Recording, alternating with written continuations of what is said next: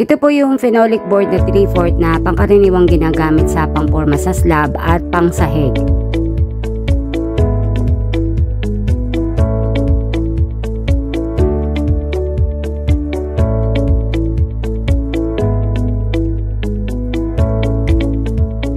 At ganito naman kakapal ang mga phenolic na 1/2.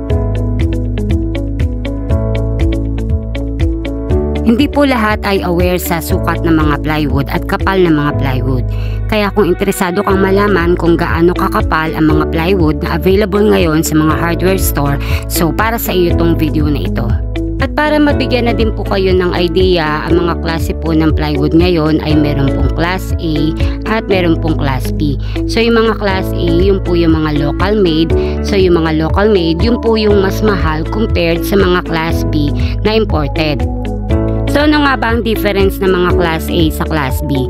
So yung mga Class A po, siya po yung mas quality, mas mabigat at mas solid compared sa mga Class B. So ang mga Class B kaya siya mura, ang disadvantages niya ay hindi siya pantay or bengkong or mas manipis siya.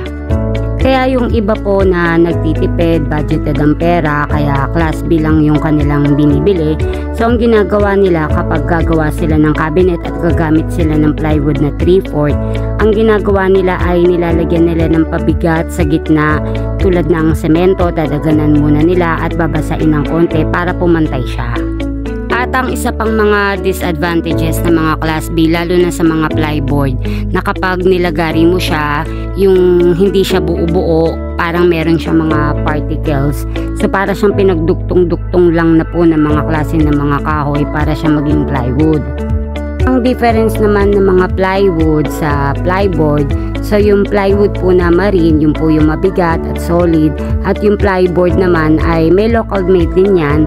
Yung mga plyboard naman ay magaang siya, magaang at maganda yung haspi ng kanyang plywood, yung pinakaibabaw niya meron siyang haspi. So yung marine po na Class A ay walang haspi. At FYI guys, yung mga maninipis po na plywood like yung 1/4, hindi na po siya saktong 1/4.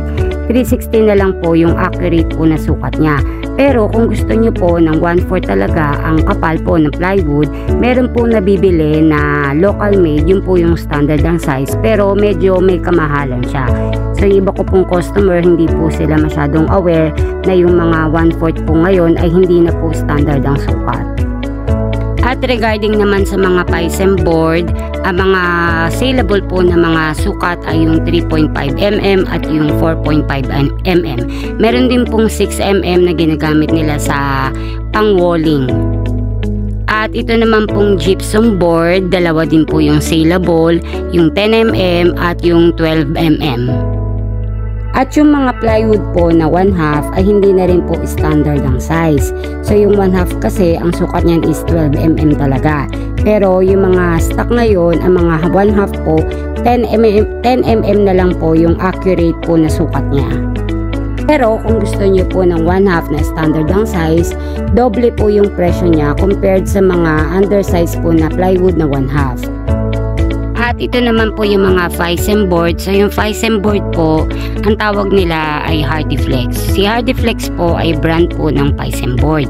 Para malaman nyo kung ano po yung Hardiflex, yung Hardiflex po meron po siyang kulay green sa gilid po ng board. At yung hindi naman po Hardiflex, yung brand po na Smart board, wala po siyang kulay green sa paligid po ng plywood. So si Hardiflex po, siya po yung pinaka-quality po na brand po ng mga Pisem board at mas mahal siya syempre dahil mas quality. Kung naging helpful po sa inyo itong video na ito, huwag mo namang kalimutang i-like at i-subscribe ako at i-follow. At kung meron kayong mga questions about sa mga construction materials and prices, you can DM me sa aking Facebook, Santos M. Dali, at sa aking Facebook page, Dajely Santos. At kung meron kayong mga kailangan ng mga construction materials, meron po akong TikTok shop, Atidal, Dajely Santos, at Dali M. Santos. So dalawa po yung aking TikTok shop. So follow for more construction tips and hacks. Bye! God bless!